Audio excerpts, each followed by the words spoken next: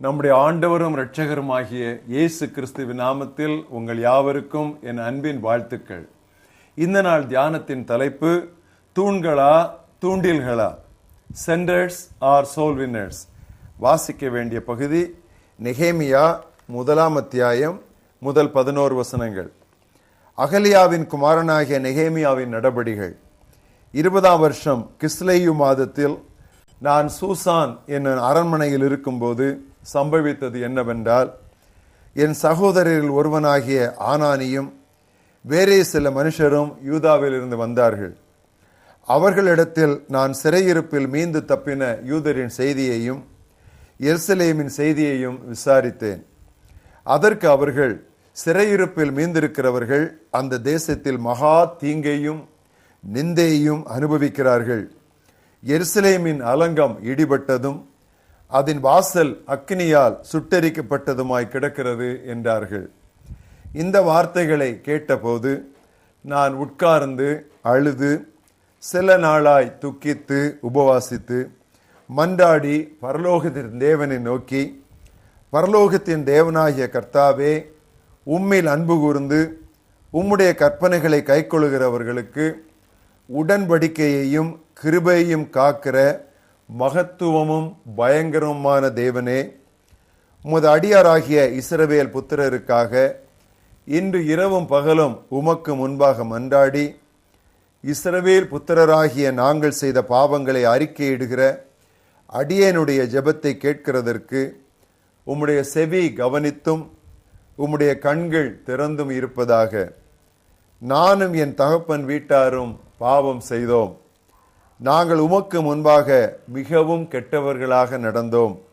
நீர் உம்முடைய தாசனாகிய மோசேக்கு கற்பித்த கற்பனைகளையும் கட்டளைகளையும் நியாயங்களையும் கைக்கொள்ளாதே போனோம்.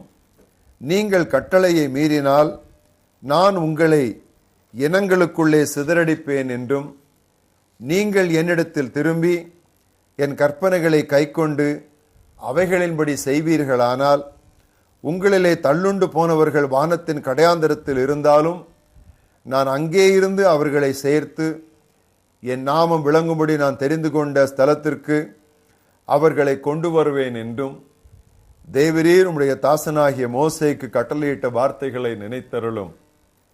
தேவரீர் உமது மகா வல்லமையினாலும் உமது பலத்த கரத்தினாலும் மீட்டுக்கொண்ட உமது அடியாரும் உமது ஜனங்களும் இவர்கள்தானே.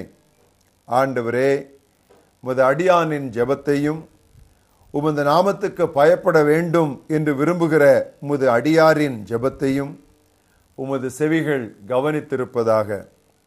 இன்றைக்கு உமது அடியானுக்கு காரியத்தை கைகூடி வர பண்ணி இந்த மனுஷனுக்கு முன்பாக எனக்கு இரக்கம் கிடக்க பண்ணியருளும் என்று பிரார்த்தித்தேன். நான் ராஜாவுக்கு பானபாத்திரக்காரனாய் இருந்தேன். இன்றைய மனப்பாட வசனம் தானியேல் 9:19. ஆண்டவரே கேளும், ஆண்டவரே மன்னியும், ஆண்டவரே கவனியும். O lord listen, O lord forgive, O lord hear and act. பிரியமானவர்களே, இது மிஷனரி எழுச்சி காலம், மிஷனரி ரிவைவல். இந்தியாவில் பல மிஷனரி இயக்கங்கள் தோன்றியதோடல்லாமல் கிறிஸ்தவரின் எண்ணிக்கையும் கூடிக்கொண்டே வருகிறது. ஆனாலும் ஊழிய உணர்வுடன் ஆன்மீக கண்ணோட்டம் கொண்டால் இன்றைய பல சபைகளில் சில பரிதாப நிலைகளை காணலாம். There are several tragedies in our churches. அவற்றில் சிலவற்றை இன்றும் நாளையும் நாம் கவனிப்போம். முதலாவது டிராஜடி, முதலாவது பரிதாப நிலை, நமது சபைகளில் அமைப்பாளர் பலர், அழுவோரோ சிலர். Many organizers but few agonizers. Missionary சவால் கூட்டங்களையும் காணிக்கை சேர்ப்பு பணிகளையும் மிஷனரி ஜபக்கூட்டங்களையும் கூட முன்னின்று நடத்த பலர் முன்வரலாம். ஆனால் ஜெபத்தில் அழுது புலம்புவோருக்கோ பஞ்சம். திட்டமிட திறன் தேவை. கதறி ஜெபிக்கவோ கண்ணீர் தேவை. Not just talents but tears.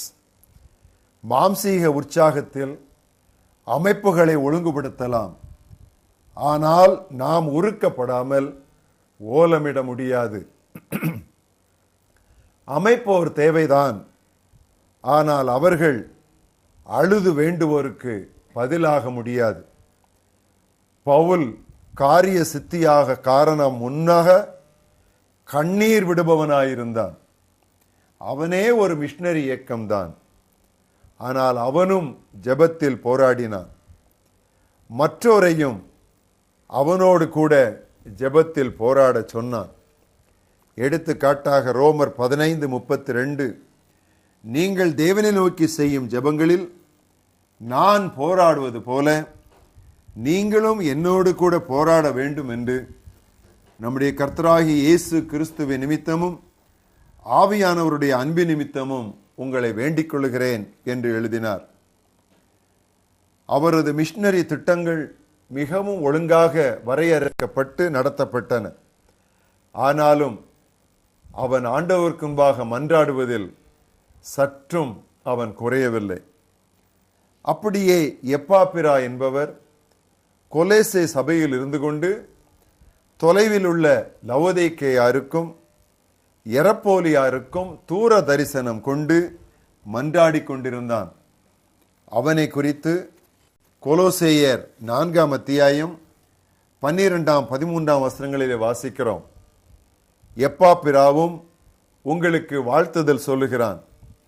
உங்களை சேர்ந்தவனும் கிறிஸ்துவின் ஊழியக்காரனுமாகிய இவன் நீங்கள் தேவனுக்கு சித்தமானவைகள் எல்லாவற்றிலும் தேறினவர்களாயும் பூரண நிச்சயமுள்ளவர்களாகவும் நிலை நிற்க வேண்டும் என்று தன் ஜெபங்களில் உங்களுக்காக எப்போதும் போராடுகிறான். இவன் உங்களுக்காகவும் லவோதிக்கேயாருக்காகவும் எராப்போலியாருக்காகவும் மிகுந்த ஜாக்கிரதை உள்ளவனாய் இருக்கிறான் என்பதற்கு நான் சாட்சியாயிருக்கிறேன் என்று பவுல் குறிப்பிட்டார். பிரியமானவர்களே, அழுபவர் பலரும் அமைப்பவர் சிலருமானால் அல்லல்கள் அற்பமும் சொற்பமுமாகிவிடுமே.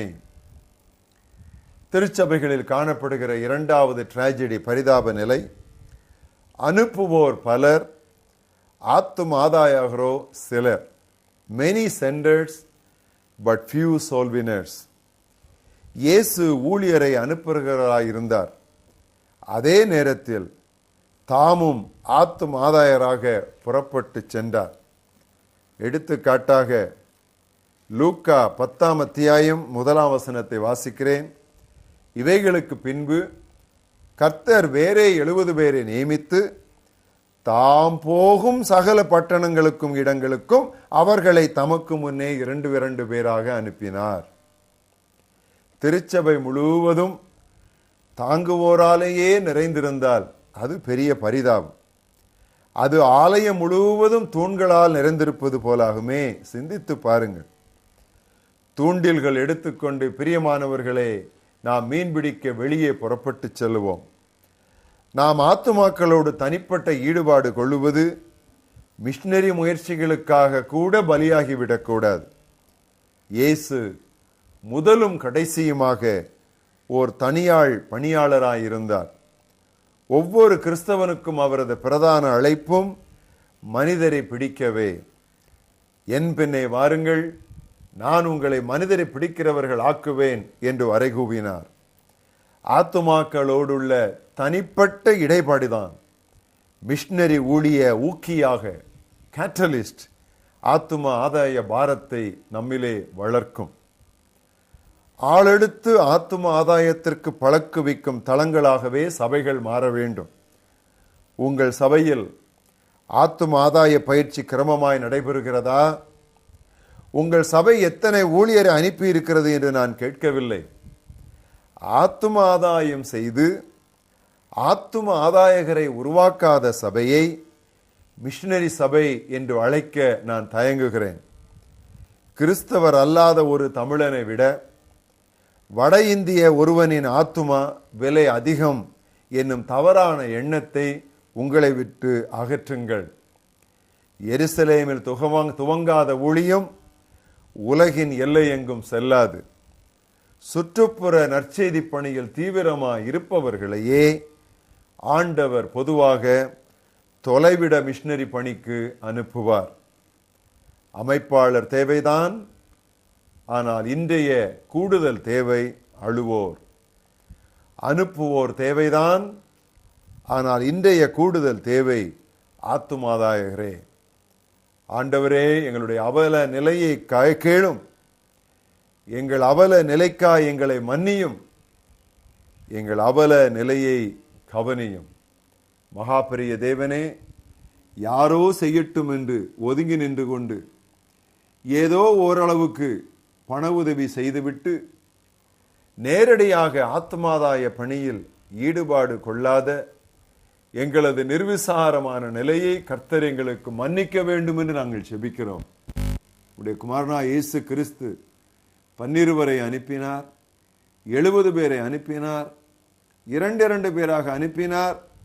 அவர் ஒரு இடத்திலே தங்கி சுகவாசியாய் இருக்கவில்லை.